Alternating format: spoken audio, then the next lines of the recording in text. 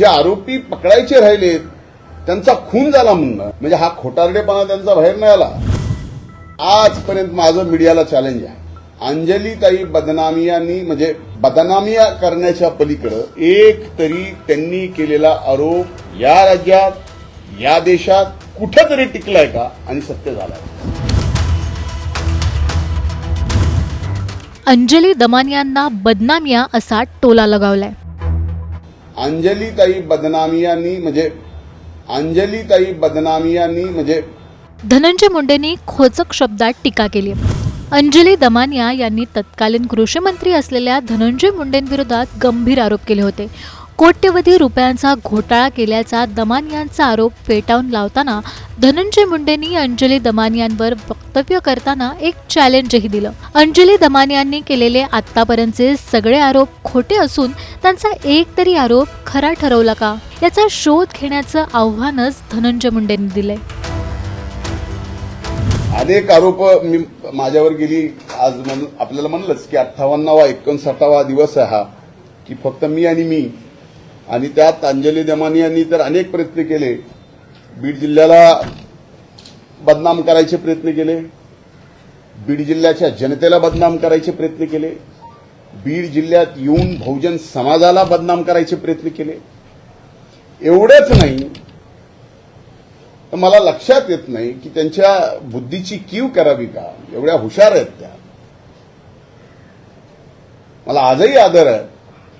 पण जे आरोपी पकडायचे राहिलेत त्यांचा खून झाला म्हणणं म्हणजे हा खोटारडेपणा त्यांचा बाहेर नाही आला. आणि ते जर सगळ्या गोष्टी आजपर्यंत माझं मीडियाला चॅलेंज आहे. आपल्या सगळ्यांना माझं चॅलेंज आहे. आजपर्यंत अंजलीताई बदनामियांनी म्हणजे बदनामिया करण्याच्या पलीकडे माझं चॅलेंज आहे. एक तरी त्यांनी केलेला आरोप या राज्यात या देशात कुठेतरी टिकलाय का आणि सत्य झालाय का.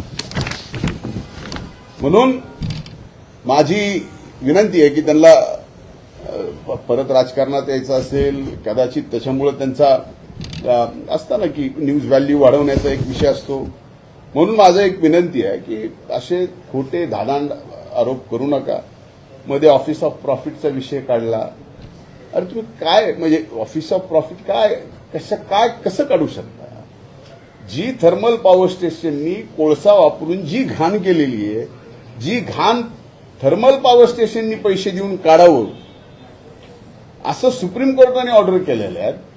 आणि याच्या बाबतीत आता तिथं काही शासकीय पद असं आहे माझ्या कंपनीमध्ये की ज्या कंपनीत मी माझ्या बायकोला बसवलंय ते मी बसवलंय. ही 2006ची कंपनी आहे. आज तिथं त्या राखेमुळं एक सिमेंट इंडस्ट्री आली आहे, रोजगार आला. आणि ज्या वेळेस राख हे बॅगमध्ये जात नव्हत्या स्लरीमध्ये जायचे त्यावेळेस राखेचे तळ असायचे. आता आमच्याकडे अशी 2-4 तळे आहेत. ही तळे साफ करायला नको.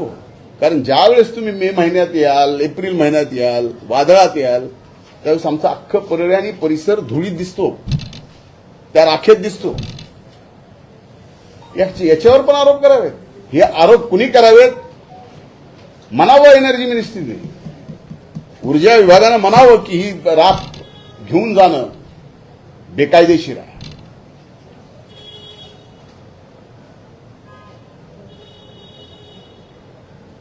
याचा अर्थ आम्ही शांत बसलो असं कुणीही समजू नका की आम्हाला बोलता येत नाही किंवा आमच्याकडे काहीच नाही.